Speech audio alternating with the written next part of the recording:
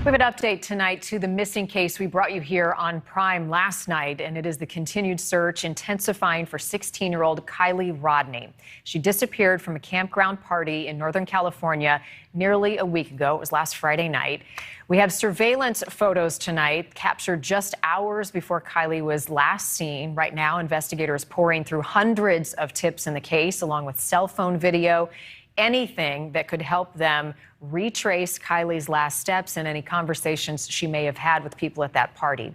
Kiely's mom is going to be joining me live in just a moment. But first, I want to turn to correspondent Nancy Liu with the very latest in the search for answers tonight and Kiely. Nancy.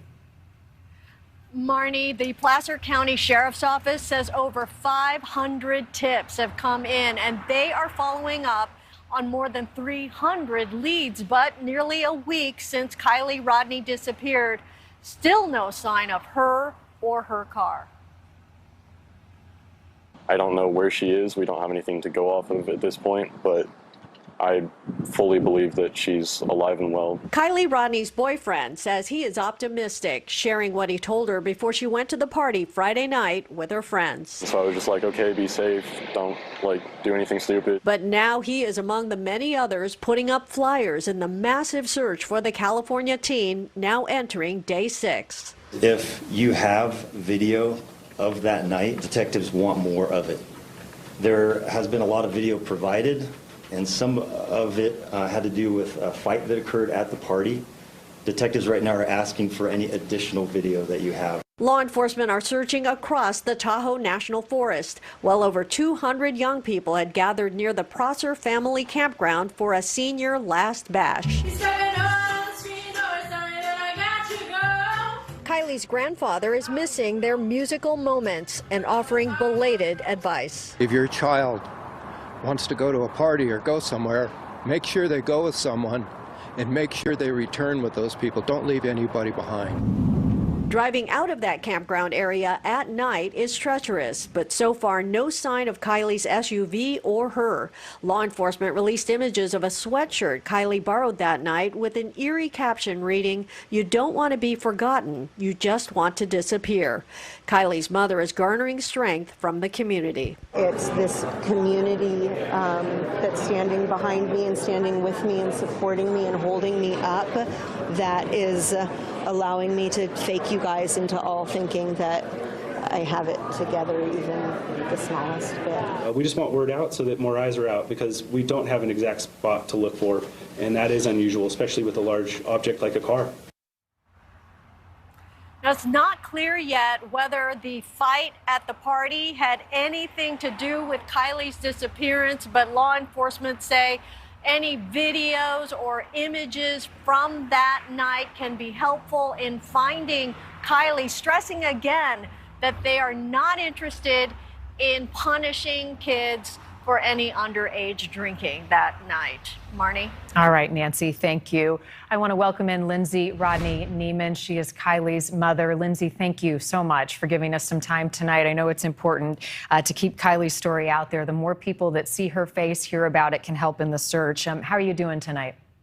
I'm tired, but I'm doing okay. Thanks. How are you?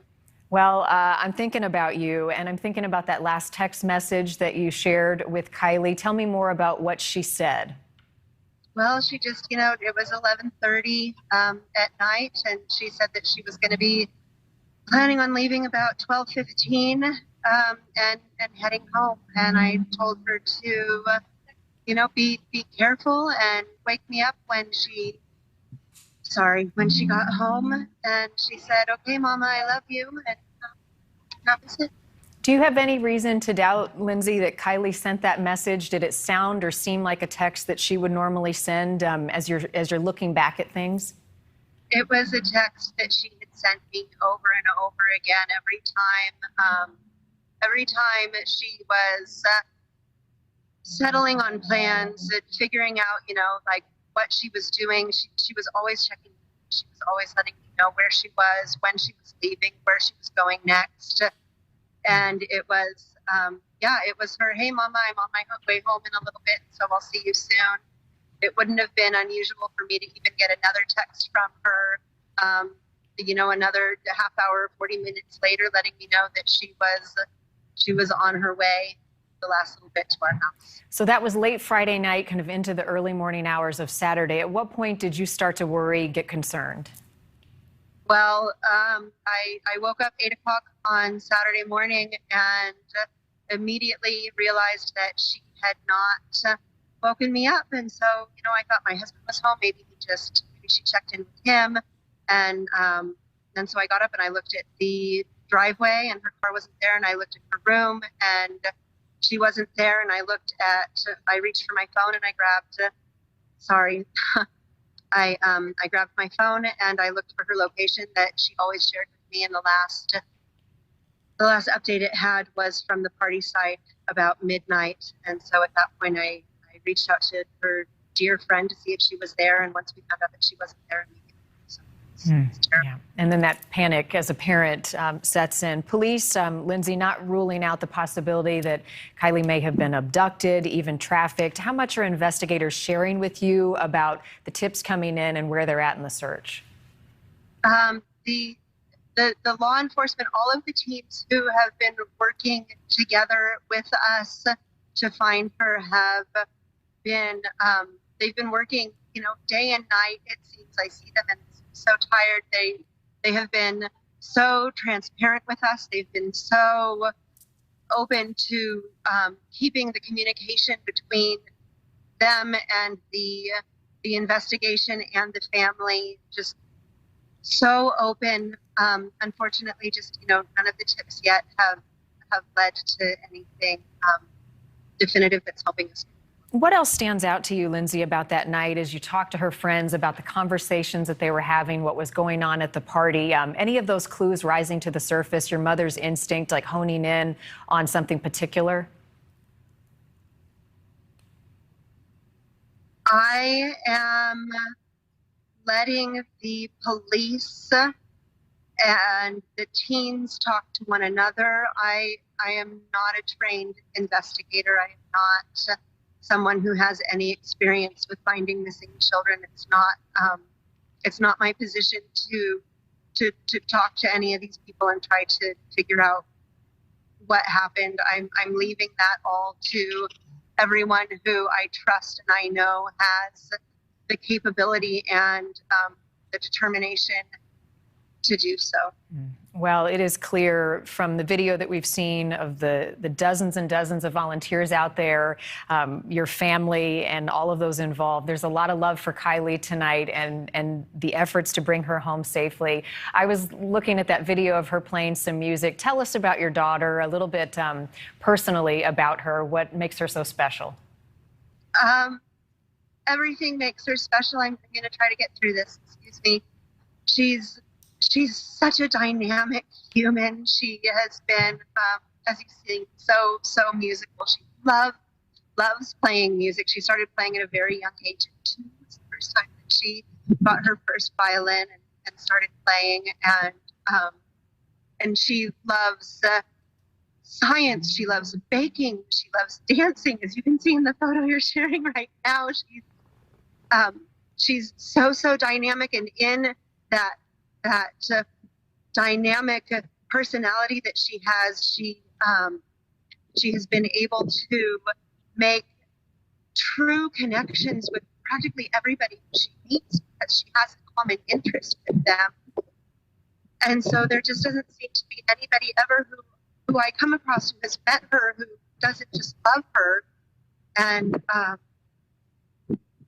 oh God, I mean, she was so smart, she's so funny, and she's great with little kids. She's like this magnet for toddlers. They come and they run, and she gets down on their level. And there's just, I could go on and on and on about everything that's wonderful about my daughter. An amazing person, embracing life. What would you want to say to Kiely tonight? Tonight, I will tell Kiely that I love her so much. So many people love you. And we're all looking and we're trying so hard. And I'm so sorry we haven't found you yet, but we're not giving up and just hang in there, sweetie, because we'll find you soon, bring you home. And Lindsay, a message to anybody who was at the party Friday night who is afraid to come forward and share anything they know, anything that they saw, for fear of getting in trouble for what they were doing that night. Oh, nobody cares about what you were doing. Nobody cares, I promise you, nobody cares. All that we care about is bringing Kiely back. All that we care about is getting any kind of little bit of information that can help us move forward in our search to find her. And we promise you that you won't get in any trouble. I promise you there's anonymous tip lines even. There's other peers that you can reach out to if you're nervous. It's a hard thing to be courageous, and it's okay to be scared, and it's also okay and important to act on that courage and to come forward when you know it's time. Lindsay, sending you a lot of love tonight. We're thinking about you, and we'll continue to follow the search for your daughter, and we'll keep tabs, anything that we can do to help and make sure that this case stays in the public eye until your daughter comes home safely to you. All of our best and love. Thank you so much. Thanks for your time. Thanks, Lindsay. And we will continue to cover Kiely's disappearance. She went missing on Friday night. She is 16 years old. Her car also is still missing. It is a silver Honda CRV. We've got all of the information and also the tip line for you to call in if you have anything that can offer authorities some assistance in this case on our website, newsnationnow.com. Thank you for watching. Go to newsnationnow.com to find News Nation on your television provider. And don't forget to click the red subscribe button below to get more of News Nation's fact-driven, unbiased coverage. We just received an update from detectives on this, on how the search and rescue is going, and it is really expansive. They're using everything from ground crews, canines, boats, even aircraft. But with all of those resources, they are still lacking any solid leads that have led to the teen. On the fourth day of the search for 16-year-old Kiely Rodni, friends, family, and strangers came together to pray for her safe return. We are working with local, state, and federal agencies. New information tonight about their search efforts, which now spans 16 different agencies, more than 100 volunteers, and the FBI. Approximately 50 other agents up here helping run down some of those priority informations and leads that have come through. With all of these resources, we now know more about the last time the teen's phone pinged. Right now, the last information we have from cellular data is the 6th at 33 minutes after midnight. Many have asked us why CHP hasn't released an Amber Alert yet for Kiely Rodni. They say there's 4 criteria that have to be met. 3 of the 4 are met right now. The only one is that they need proof of an abduction. The investigation now spans across state lines. It's so rare to see this incredible of a response both from law enforcement and the community. How and why is this specific case receiving this response? We want to leave no stone unturned. We take this case, just like any other missing persons case, extremely seriously. Kiely's considered to be highly at risk right now because she is a minor and she is missing. Tonight, as the search continues, there is a need for answers. Out of the 200 to 300 juveniles and young adults who were at that party at the Prosser campground Friday evening, somebody knows something about Kiely. We are please urging and pleading with the community to please come forward. You will remain anonymous. And back out here live, we can't say this enough. If you are a teenager, if your child was a teenager and they were at that party, if they do come forward to detectives, they say they will not be getting into trouble. Instead, they just want information that will help get Kiely home. We're live in Truckee. Brittany Hope, KCRA 3 News. Yeah, maybe just one key piece of evidence out there that somebody knows something. Brittany, thank you for that part of our coverage. Now, the Placer County Sheriff's has established a tip line. You can see that number right here on your screen. Now, you call that number and you're going to be prompted for an option. Hit option number 7. We also have this information on our website. A $50,000 reward is now being offered to find Kiely. This morning, the urgent investigation and desperate search for a missing 16-year-old girl. Law enforcement scouring the area Monday after Kiely Rodni disappeared from this campground in Northern California near Lake Tahoe. We have no plans to leave any stone unturned until we get Kiely home. The sheriff's department currently treating the case as a potential abduction. Other agencies as well as the FBI also involved in the investigation. Rodni was last seen at a campground party along with between 200 and 300 other teens on Saturday in the early morning hours. Kiely's mother got a text from her daughter around midnight about coming home, but she never did. I called her and I sent her texts too, and she didn't answer, and so that's when I knew that something was wrong. Sami Smith says she was the last person to speak with her at the party early Saturday morning. She was having a fun time at a party, just being a teenager. Everything she drank, I drank out of, and there was nothing that seemed off about her. Police say Rodni's phone has been out of service since the party. Her car, a silver Honda SUV like this one, also missing. Police are now asking anyone who attended the party to cooperate with the investigation. We're just begging for you to please come forward and share your story. Authorities say that because they cannot locate her car, they're treating this as an abduction, and they are widening the search area along with asking parents of other kids at the party that night to go through their kids' phones, look at pictures and video and social media, and see if there's anything that will help authorities piece together a timeline. Kana Whitworth, ABC News. Just getting this in, some breaking news out of Placer County. Placer County Sheriff's Office releasing some surveillance video here, an image from a local business in Truckee where missing teen Kiely Rodni was spotted Friday night. That's her right there. Now, this was ahead of a party. This is where she was last spotted, and you can see that Rodni's wearing a black tank top, some green Dickie pants, and a black belt there. Investigators say she later went to a party at the Prosser family campground that night and was last heard from after midnight on Saturday. She's missing. Her Honda CRV, which is silver, is also missing. If you have any information, you're urged to call the Placer Sheriff's Department.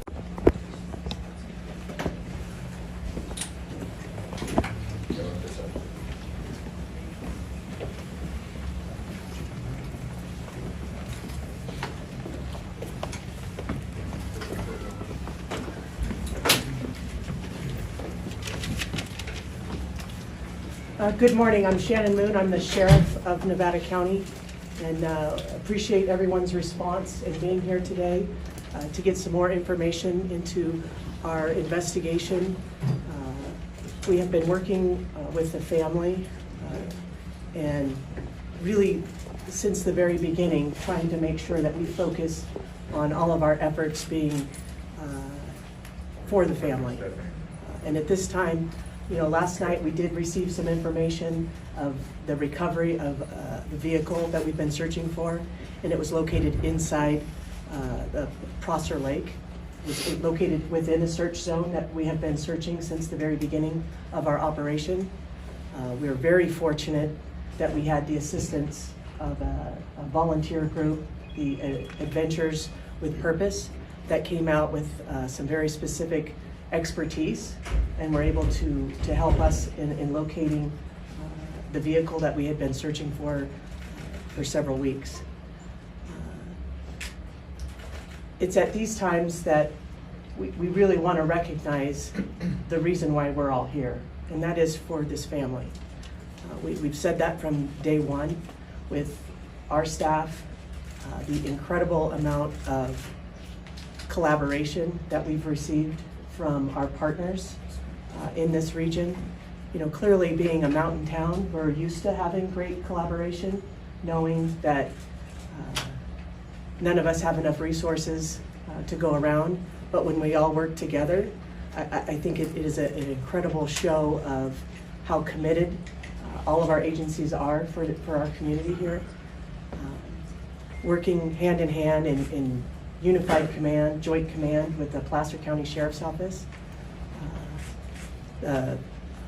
Folks from the California Highway Patrol, the Truckee Police Department, and our friends from the Federal Bureau of Investigations. The amount of effort that all of these agencies put together really truly is why we're here today. And as we eliminated a lot of tips and information that was coming in. I think it's very important to understand that all of that work did lead us to this time. And being able to focus on the services that we provide to our families here that are impacted. We've recovered the vehicle. We recovered the vehicle last night. We have located a decedent inside the vehicle. We believe it is our missing person. We have not been able to positively identify, but it's more than likely where we are today. And we wanted to make sure that the family had all that information first. The last thing we want to do is have them learn information outside of our team. So I think that is one of the points that I really want to make sure that our communities know and the folks that are watching today know is truly how committed we've been throughout these last few weeks in coming to this resolution. It's still an active investigation, and I understand there will be and that we will continue to receive lots of questions regarding our investigation, and we will release what we can. But at this time, our commitment is to this family, and that is where we will consistently reach for making decisions on what we release. Again, it is still a very active investigation. So again, I appreciate everyone being here, getting this information out. It is, the reason why we're here is because of the community support and the amount of work that was put into this investigation to where we could clearly identify very specific areas to search. The Adventures with Purpose folks did just a fantastic job at being able to locate the vehicle as quickly as they did, based on, again, a lot of heavy lifting that the folks behind me have done throughout the last couple of weeks. So I appreciate everyone being here, and we'll open up for some questions. I'll go first. Yes, ma'am. What agency called in Adventure with Purpose, and when did you decide, if it was you guys, that we needed this extra help? Captain Sam Brown from my agency will be happy to answer this question. Yeah, thanks. The question was which agency requested. I'm not exactly sure that an agency had reached out and requested from within our unified command, but as everybody's reading online and seeing all the information that was coming out, and we realized that there was an interest from Adventures with Purpose, we did link up that group with Sergeant Mike Powers with the Placer County Sheriff's Office. They had lots of communication as they were going to be traveling to this area, and then a lot of detailed information that was shared that wasn't necessarily out to the public yet that hopefully was of assistance to helping them locate the area to go to. You said the car was found in the area where you've been searching since the beginning. What did AWP have that maybe you guys didn't have, or why was that missed in the initial search? Yeah, I think that's a great question. That's one that everybody's going to have, right? Is how did we not find it when we were searching? The lake was extensively searched with side sonar, with an ROV. We had divers, we had swimmers. I think that's part of what we're going to have to go back to do and debrief. You know, when peace officers are out in the field and volunteers and searchers, it doesn't mean that they're experts in the field, right? These are sometimes ancillary duties, and we're calling from other agencies to try to jump in. And tracking underwater is an extremely difficult thing to do. So I think part of our debrief on any of these situations is how do we figure out to improve our services, work on our resources and the way that we use them. A lot of this equipment is high-end, very expensive, and you really need to have a lot of practice and expertise. And I think that's where a group like Adventures with Purpose is able to focus and practice those skills and really hone them. And so we're appreciative that they were able to come out and locate it. I also don't want to take away, though, from anything from our volunteers as well as law enforcement that have been out there. I mean, we literally had people swimming in the water looking down so that we didn't disturb the ground initially. You know, my understanding is the vehicle was upside down. That also makes it more difficult. And if silt and things come up above, that can also make things difficult. So before I really can say, hey, why we weren't able to do it, I also could say that we eliminated a lot of areas that we would still be searching if we didn't have all the great people out there. and that helped give them some guidance as well, I think. But clearly their expertise in diving and their equipment that they brought to the table assisted us, and we appreciate that. Did they specifically have any specific technology that all of these 16 law enforcement agencies didn't have? I'll have to debrief with them before I'd have the answer to that question. I believe we're going to try to do that today. Adventures with a Purpose has referenced red tape a couple times, saying they don't have the red tape that maybe your assisting agencies have. What is that red tape, and why might it be easier for a private organization to do this? I don't know exactly what we're talking about in regards to red tape. I think that from the very beginning, we never deterred anybody other than certain scenes that we closed off at times that became areas of interest and we wanted to protect for evidence. So I don't know that there was any red tape ever put on this. I mean, if you look at the amount of man hours that went into it, it was like over 15,000.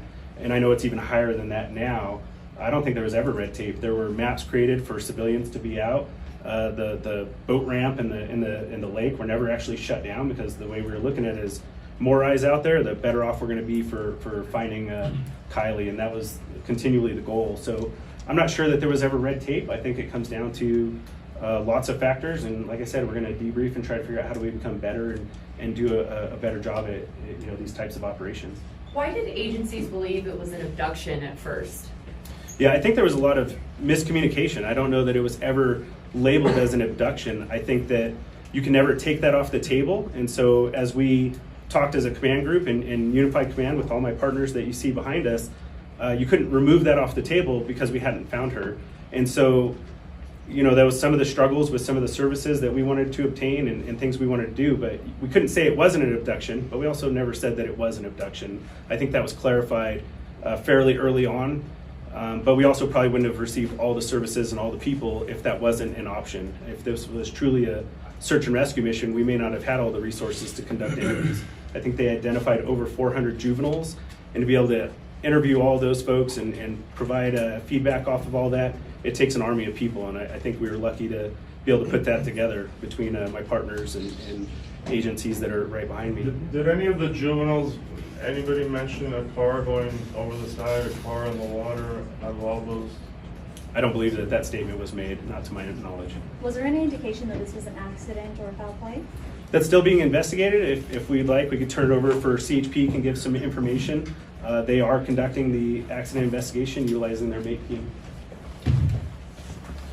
Good morning, Josh Ellers, Assistant Chief with CHP Valley Division based in Sacramento, which Truckie's a part of. I can confirm that our department is conducting a fatality traffic collision investigation. We're harnessing all of our resources, working with all of our partners here. As you see, we're utilizing our MATE team, our multidisciplinary accident investigation team, to harness more data from the vehicle that was recovered. Also, we've utilized all of our air resources to map and video and take photographs of the area in question. And that's currently ongoing, so I can't comment on the nature and details of that investigation, but I certainly appreciate all the partnership that we have here with our local county and state partners. We'll continue to assist in any overarching way that we can as an agency. Do we know how close the vehicle was to the actual party site? I don't have the exact location in terms of distance, but it was relatively close to the area in question. Like a few hundred yards or a half a mile? I couldn't say. I haven't seen the exact data and the mapping. That's still ongoing. Did many partygoers leave by the same route? I can't comment on all that, but what I can tell you is, and I think it's been discussed, is this is a very popular area. There's a lot of foot traffic, a lot of vehicular traffic on and off road. So certainly crisscrossed and a lot of extensive movement in that area continually throughout this time of year. Is there any suspicion that it could have been another car who maybe hit this car, or was it a one-person car situation? I don't have that information that I could comment on at this time. What I can tell you is we'll do a thorough investigation. We'll take every bit and piece of information that we have, including what's already been provided to us, and we'll reach some conclusions that will be provided to the parties of interest at that time. Before Adventures with Purpose went out there this weekend, when was the last time that we had swimmers or divers from any of these 16 agencies out there searching that area? I'd defer back to the Nevada County Sheriff for that question. Thank you. Yeah, I would say that we actually have had divers, not necessarily in Prosser, but in lots of bodies of water up until even the days that they were there. There were many ponds that we were following up on Coldstream as well as other bodies of water. So I don't know that dive teams ever discontinued. It was more of trying to still follow up on all of those things. And I believe Adventures with Purpose also had been diving at other lakes as well within the area. Is there any time from the time that Adventures with Purpose started to how long it took them to find it? You're talking on Prosser Lake specifically? Yeah. Yeah, I think it was relatively quickly, but I don't have an exact time. Like, again, we're gonna have to debrief with them, figure out, between putting equipment down, getting in the water, and identifying where the car was at. Can you talk about what happened last night in terms of taking the car out? What kind of law enforcement was there, and what happened last night? Yeah, I mean, I think most of the law enforcement partners you see behind me were present during that time, trying to do the best they could for ensuring that everything was done correctly, and also trying to add some levels of privacy to the best of the ability in worrying about the family and ensuring that they were covered as well. But I mean, beyond that, I don't know what your specific question is asking. Logistically, how do you get a car out that's offshore? How does that happen, and then where does the car go? What happens? What happens from last night to when you arrived to today? Yeah, so once the car was located, dive teams were assembled. I believe Placer County was probably still the primary dive team. They have to use lots of devices to lift the car, turn it over, and then the use of tow trucks was what made it possible for pulling the vehicle out of the water. And the vehicle is taken down. The FBI has offered up assistance and are going to be helping to conduct investigation regarding the vehicle itself, and making sure that we don't miss something that may be in there that we're not aware of. Are you guys confident the car was in the water since the night of the party? I have no reason to believe that it wasn't, but until we have those answers, I wouldn't know the answer to it. Can you just clarify as far as what teams had been in that area before Adventures with Purpose, if any, on that specific, on Prosser? Yeah, I mean, it's almost so many that it would be hard to link out between the different teams. There were numerous boats: Yuba County, Alameda, Nevada County, Placer County. Swimmers came from Washoe County. We had divers from every single one of those agencies and then some. I mean, it was a vast amount of people. And I would just say, unless you've conducted these types of searches and tried to do it, it does take a level of expertise, and nothing's perfect. When you fly a helicopter over the air trying to identify if something is there, most places give that less than a 5% probability of detection, meaning if you flew over, you only have a 5% chance of seeing something. You had trees and brush and bushes and dirt and all these other things, and it becomes a pretty difficult task. Even though once you find the answer, on hindsight, everything looks 20/20, the reality is it's not that simple. It is pretty complex and it's tough. So again, we're just appreciative that the resources came out and were able to help us in locating it. Were there signs that the person in the car tried to escape? I think that's too preliminary for us to be able to determine that at this time. Was there more than one body in the vehicle? No, there was not more than one body in the vehicle. Describe the difficulty of what water does over 2 weeks to evidence. It depends. That's a complicated question. I'm not an expert in water. However, temperature of the water and things like that come into play. But it can add difficulty based on many factors that can cause damage to, obviously, things that we want to look at to investigate, but also to bodies that may have been submerged for a period of time. There likely could have been tire tracks or some type of signal that a car did go into the water there. Did rain impact that? Did this heavy activity in the area impede seeing those signs? I think everything's a factor, but again, that's where we rely on the MATE team from CHP to come in with their expertise and be able to provide some of those answers. And it seems that Adventures with Purpose have pretty sophisticated equipment. Is this something that the agencies here have, or you all still need?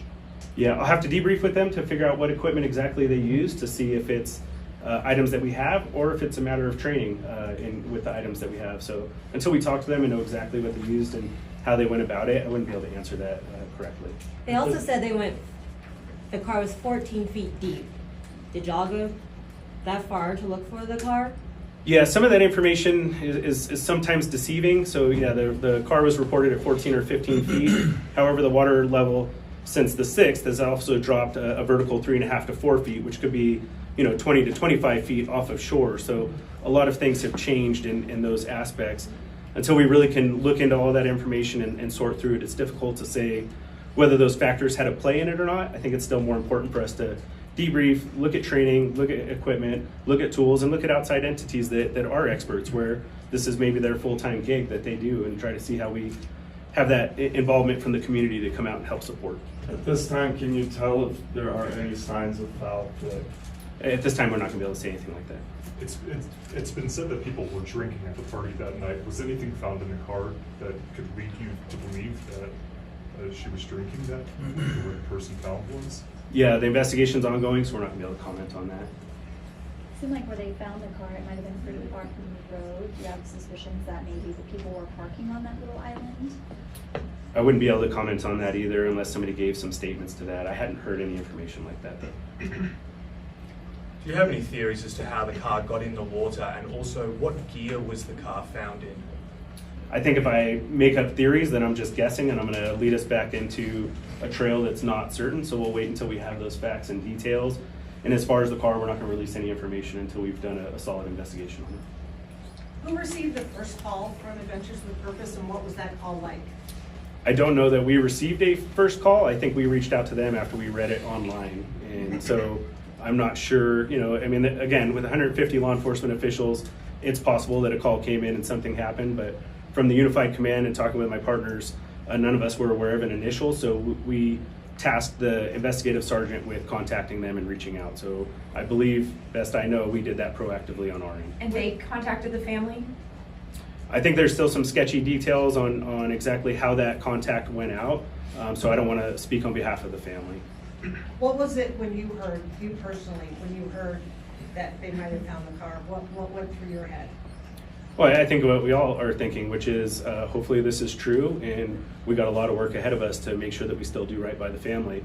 Our biggest concern is making sure that the family has been aware of everything from day one, and that we're not shielding them, but we're also not bombarding them with things. There's a lot of ups and downs throughout this investigation, a lot of emotional turns throughout the whole thing, and our goal is to make sure we're supportive of the family throughout this whole task and doing our best in that. How long will an investigation into the car, maybe that's for Highway Patrol or FBI, how long does an investigation to look at a car take to figure out what may have happened? I mean, I think there's a lot of factors in that. I don't mind turning it over to CHP and let them. Because obviously we have a multifaceted investigation with multiple agencies, it can take time. The FBI is working, evaluating the vehicle. We have to come in and do that. We want to allow them to work. We'll come in and examine data, examine the vehicle, have all of our investigators look at that car. So depending on circumstances, it can be several days, it could be several weeks. We also want to wait on other information related from the coroner's office and other things that all get compiled into a comprehensive investigation. So the easy answer is it could take a while. All right, we've had an opportunity to hear from most reporters. Most have asked 2 questions. Is there anybody that had a follow-up question that they have not been able to ask yet? Go ahead, sir. There was a report that Adventures with Purpose was told by police that they did not need to search Foster, or at least in the specific area where the car was found, because that had been extensively searched already. Is that true? Yeah, I'd say that's probably not accurate, and we shared maps, ping information, and locations, and so we probably shared that was extensively searched and sonar was used, and that may add to the level of where they chose to go to first or last. However, nothing was prevented or shared, and I don't believe that we gave any indication that we thought we knew where she was at, because clearly from all of our daily press releases, we reported over and over again that we didn't know where she was at, and we needed anybody's help and assistance in finding that location. But you were working in partnership with Adventure with Purpose? Yeah, I believe that what ultimately occurred was that our sergeant was able to make contact with them, Sergeant Powers with the Placer County Sheriff's Office, come up with a plan and share information on where things were at. So we're still appreciative, like I said, of them being able to locate the vehicle. Will they get the cash reward for helping find the vehicle and the body? It's not a question I'll be able to answer. May I ask, have you been able to determine a cause of death, and will there be a toxicology report conducted? The question was, have we determined cause of death, and will there be a toxicology inquest? Yes. Autopsy is scheduled for tomorrow. Toxicology results generally take 4 to 6 weeks for a return on those, and at that time we will provide that back over to Nevada County. Thank you. Does anyone from the family want to make any comments at this point specifically about this massive search and all the tips that came in. Don't believe they do at this point. Yeah. So with that, we'll go ahead and wrap up the press conference. Thank you all for coming here today. We certainly appreciate it, and pay attention to both Placer County Sheriff's Office as well as Nevada County Sheriff's Office as we continue to share details as they become available. Thank you.